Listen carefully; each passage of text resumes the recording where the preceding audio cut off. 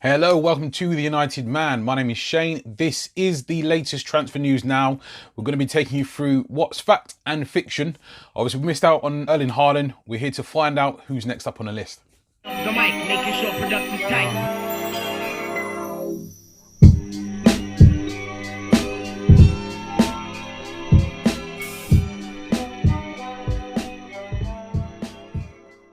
Christian Eriksen, James Maddison, Jack Grealish, Sean Longstaff, Todd Cantwell, Gedson Fernandes. These are just some of the central midfielders that we've been linked with since the transfer window has been opened. Now, I've got a real gripe to pick with the fact that we don't have any kind of deal in place already, being such a supposed big club.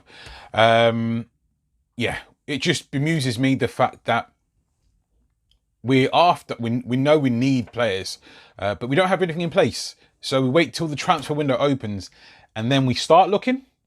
Anyway, before we get into all that, if you're new to the channel, don't forget to subscribe. Get involved in the comments because I want to know your views on who we should go for, who we shouldn't go for, who you reckon we're going to sign. Do you think we're going to sign anyone? If not, why not? So I've made this point before with regards to Ollie saying, yeah, we're in for one or two players. We definitely need them. And then on the other foot, we're only going to buy someone if it's the right individual. Now, I appreciate that he doesn't want to just sign anyone for the sake of signing someone. That being said, we have a massive scouting department, I believe, worldwide, not just British based. So why have we not identified these players that we need already? Now, as I said, we're linked with numerous people. I'm not confident that we're actually going to sign anyone in January. As I said, I like the idea that Ollie's not wanting to sign anyone for the sake of signing someone. However, we need players, we need people. Now, a centre-back, I don't think that's going to happen until the summer, if at all. But central midfielders, we needed them without Pogba. We needed them without McTominay. Now, I've said previously that I believe ideal starting midfield would consist of a specialist central midfield, defensive midfielder, Scott McTominay, and Pogba, if Pogba stays. Now, if Pogba goes, then we still need a replacement for him. I've said before also, we don't need to wait. We shouldn't be waiting until he goes. Sign the player as if we've already got the money for Pogba.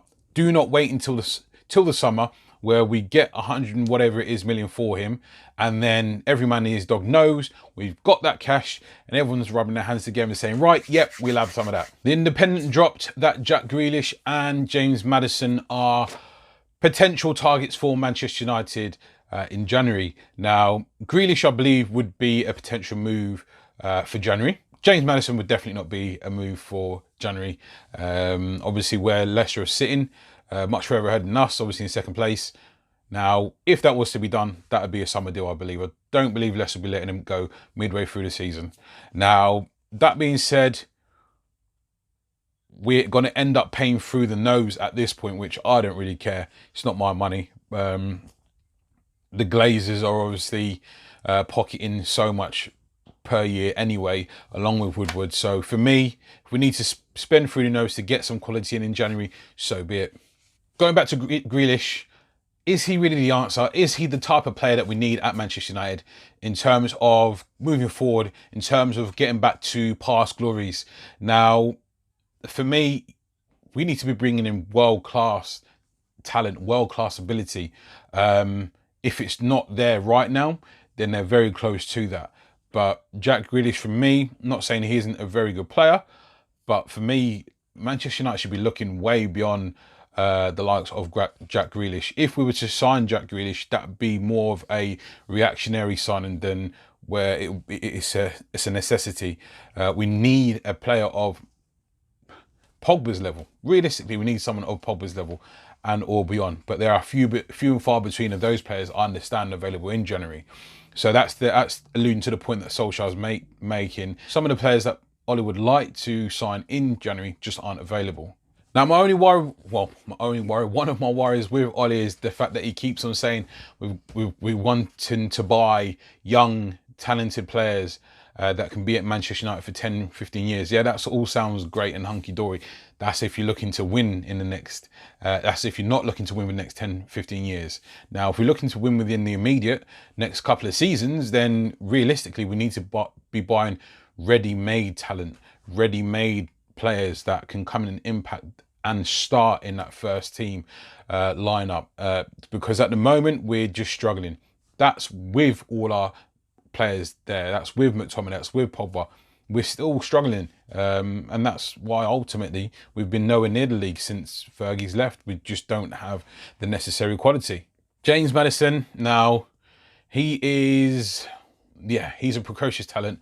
Now I'd love to see him at Man United, but as I mentioned already before, he probably won't be available until the summer. I'd be very surprised, very shocked, pleasantly surprised, mine, but I can't see anything being done until January. Now, with James Maddison, he's going to be one of those where we'd have a fight on our hands, I believe, and we'd have to pay astronomical prices. Not that 25 million that Leicester got him from Norwich. We're talking 80s, 90s, that kind of thing, because he's English and he's a very good player.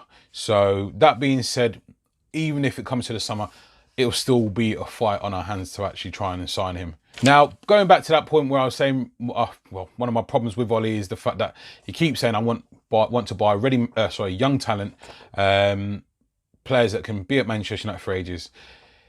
If we continue to do that, we're going to continue getting performances like we're getting, inconsistencies, up and down. We don't know what we're going to get from week to week, regardless of the lineup. That's what's going to happen. Now, the class of 92, I understand Ollie's trying to sort of, I'm assuming, recreate something in the mantra of the class of 92. But the class of 92 already had experience in the side when they came into it. So you had 4 or 5 lads coming into the lineup where there's already experienced, very good players in and around the team. And while once it took them, a few years to get to those standards and become experienced themselves, that's it, that's fine. They became experienced themselves whilst having experience in and around them.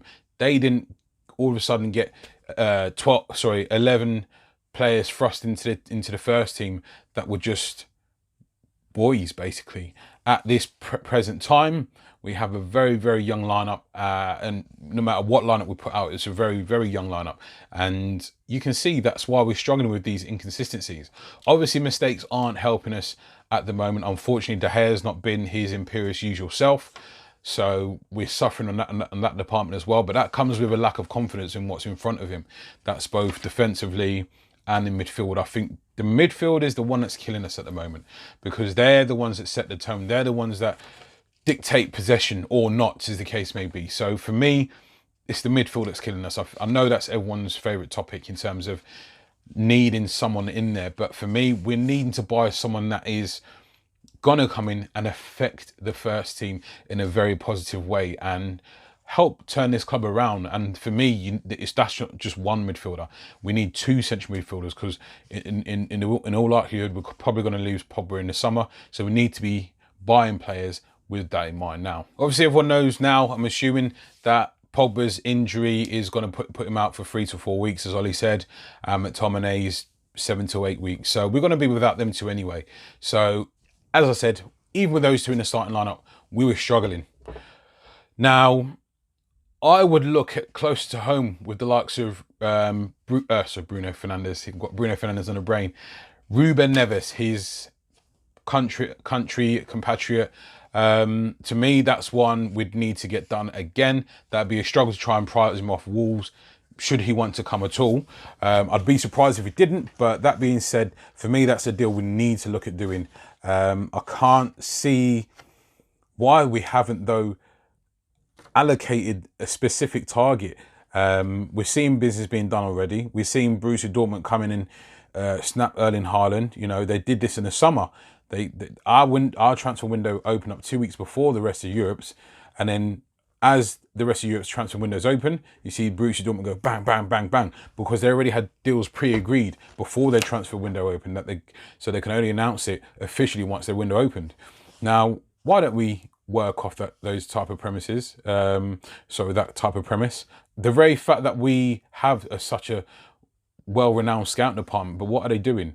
or who's not listening to those scouting reports? Clearly there's players out there that improve our starting lineup that are available. So that being said, why are we not making these deals happen before the transfer window opens?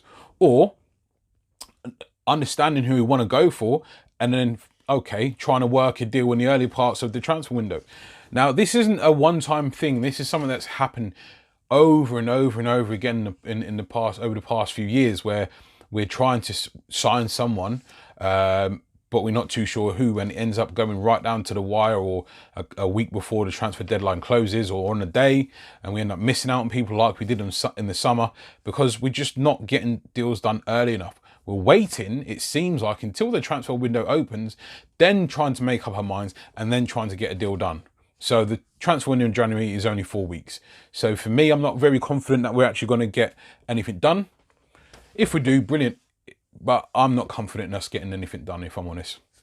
Don't forget to subscribe, leave a comment, get involved, guys. I need your opinions on these ones, because as I say, with things that are going now at the moment, it's looking a bit precarious. So I shall catch you in the next one, and I'll see you soon.